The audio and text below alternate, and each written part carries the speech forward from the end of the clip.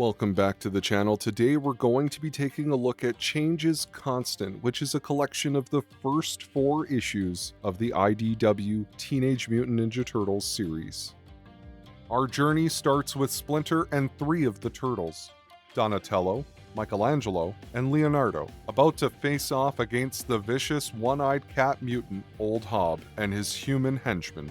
While the Turtles fight the human henchman, Splinter takes on Old Hob, defeating him in combat. As Old Hob retreats, his words sting the hearts of the Turtles and Splinter as he reminds them of Raphael's absence. 18 months prior, at StockGen Research Incorporated, Dr. Chet Allen introduces new intern April O'Neil to the work they do, including the 4 baby turtles used in their research. When a large rat appears on the turtles' tank, prompting April to freak out, Chet explains that he's a part of another experiment and is hard to keep contained. Meanwhile, StockGen's owner, Baxter Stockman, speaks to his mysterious benefactor, General Krang. Krang is unhappy with Stockman's delay in the situation report of the experiments that he is funding to aid in his war. 3 months later, April has taken a liking to the Turtles, but not to the rat, who fellow StockGen employee Lindsay Baker identifies as Splinter, due to the psychotropic drug therapy they are running on him, which splinters his cognition from his instincts. April takes alarm as she thought StockGen was primarily a corporation for bioengineering meat. Lindsay sloppily excuses herself, leaving Chet to cover for her.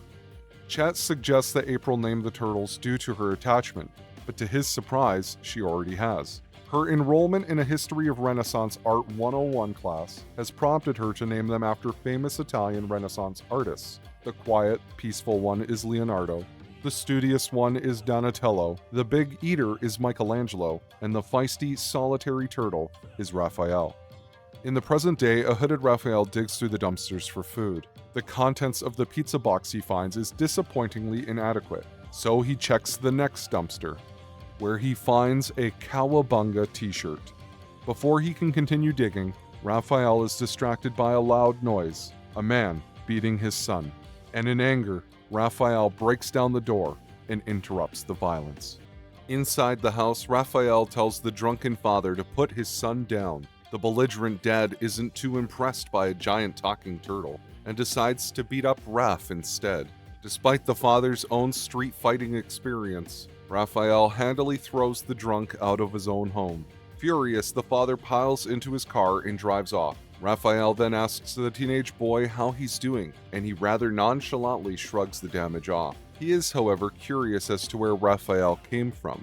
We then get a look into the past 15 months ago. April is spending a late night alone at the StockGen research lab, when suddenly the little rat Splinter surprises her with an envelope. Taking the envelope from Splinter's mouth, April finds that it contains a disc labeled Terrapin Human Exo Armor Synthesis. Splinter then hears a sound and scurries over to the front door, where he spies a pair of ninja breaking into the building. The ninja tells his partner to eliminate April while he retrieves the specimens for their master. April thinks it's a joke at first, until the ninja tries to cut her in half, destroying the disc in the process. All while the other ninja begins stuffing a bag with test tubes of chemicals and the 4 baby turtles. In an effort to cause a distraction, Splinter finds a fire alarm and manages to trip it. The momentary distraction lets April smash a beaker over the face of one of the ninja and run to the approaching police. Having what they came for, both ninja escape on the rooftops. But Splinter gives chase and manages to attack the one with the bag of specimens, tearing at his eye. The ninja drops the bag off the roof and hurls Splinter down after it. The test tubes shatter on impact, covering the baby turtles and Splinter in a glowing green ooze. When Splinter awakens, he finds a stray cat with one of the turtles in his mouth, trying to walk off with it. Back in the present day, Splinter, Leonardo, Donatello, and Michelangelo are down in their sewer lair. Leo wonders if they'll ever be able to find their long-lost brother, Raphael. Splinter is sure that they will, while Donnie thinks the odds are against them, and Mikey says he'd rather fight bad guys like Old Hob than spend every night looking through the alleys for Raphael. Splinter tells them to maintain hope, as they will need to bring their family back together if they want to survive the trials and tribulations ahead. Back at the house, the teenager introduces himself as Casey Jones. Raphael asks why he isn't put off by his strange appearance, but Casey says that after growing up in such a tough family, it doesn't seem like a big deal. But Raphael's getting hungry, and with no food in the house, Casey suggests they go out to eat. Donning his signature hockey mask and equipping himself with 2 baseball bats, Casey suggests that they might have some fun along the way. In an alley, Casey Jones and Raphael beat down a purse snatcher until he surrenders his ill-gotten gain. Unfortunately, their attempt to return the purse to the old lady it was taken from doesn't turn out so well, as she runs off screaming at the sight of Raphael. Casey brushes it off and suggests they turn the purse in at the nearest police station. And on the way, Raphael asks Casey why he didn't stand up against his drunken dad if he's such a good fighter. Casey explains that when his mom died of cancer a year ago, she made him promise to take care of his good-for-nothing father and to not fight with him. Casey's been doing his best to keep that promise. Raphael then asks him about the hockey mask. Casey explains that when he graduated from high school, he got a hockey scholarship at New York Tech. Unfortunately, he's currently on academic probation, though he needs the scholarship to pay for rent and food since his dad doesn't work. Unbeknownst to either of them, some members of Old Hob's gang are spying on them. Down in the sewer lair, Leo, Donnie, and Mikey are busy sparring.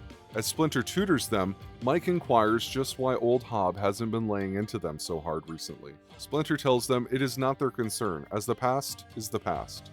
15 months ago, after Splinter, the Turtles, and the Ooze were dropped into an alley by a ninja, a stray cat attempts to eat one of the turtles. Splinter and the cat get into a fight, resulting in the cat getting its eye torn out. As soon as the cat retreats, the ninjas return for the bag they dropped. Splinter manages to pull the bag with the Ooze and 3 of the turtles down a nearby storm drain, escaping the ninja. The next morning, when Splinter awakens, he discovers that he has mutated. Likewise, he finds the turtles have as well. Back in the present, Leo, Donnie, and Mikey head to the surface to search for their missing brother Raphael yet again. Except tempers ignite as Donnie insists that they are never going to find him, and should instead focus their energies on taking the fight back to Old Hob. Leo refuses such an idea as they must follow their sensei's command, insisting that they remain hopeful that they'll find Raphael. As a result of the disagreement, Leo and Donnie are about to go at it when Mikey breaks them up. Settling on a compromise, they agree to deal with Old Hob while searching for Raphael.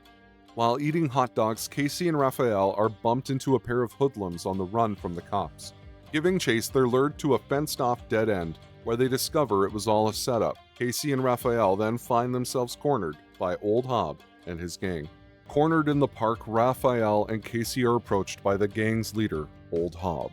The sight of Hob triggers a repressed memory in Raphael, who recalls Hob before his mutation trying to eat him before getting attacked by Splinter. Casey tells Raphael to snap out of it as the gang moves in under Hob's orders to pulverize the two. 15 months ago, at StockGen Labs, Baxter Stockman gets a damage assessment from Chet regarding the ninja break-in. Though the Terrapin exosuit armor samples remain, the psychotropic serum was lost with Splinter, and the traces of super soldier mutagen recovered from the alley have been tainted beyond use. Baxter is infuriated, as the ninja belonged to a rival of General Krang, who provided him with his secret mutagen at great risk. Krang won't like this news one bit, and Chet suggests that if they can find Splinter, they can regain both the psychotropic drug and the mutagen from his blood. Baxter laughs at the idea of tracking down a single rat in New York City, but a slimy, furry, one-eyed individual comes crawling into the lab, assuring them that he can get the job done. It's Old Hob. At a police station, April tries to explain the ninja break-in to the cops, who are reluctant to buy her story. While discussing the events, she recalls that it was Splinter who pulled the fire alarm and saved her life. Meanwhile, down in the sewers, the now mutated Splinter tells his 3 turtle sons to hurry up and make some distance between themselves and the lab. The turtles recognize Splinter as their father, but don't remember their previous lives. Splinter explains that all will become clear in time and decides that their new lives requires new names. So he gives them the names April had already chosen: Leonardo, Donatello, and Michelangelo. More importantly, though, they must find their missing brother, Raphael. Back in the present, Casey and Raphael are holding their own against Hob's thugs, but the numbers eventually overwhelm them. Casey is taken down by a brick to the head while Hob pistol whips Raph into submission. Old Hob is about to blow Raph's brains out when a series of shuriken strike him in the arm. The other 3 turtles have made it just in time and demand Old Hob back off.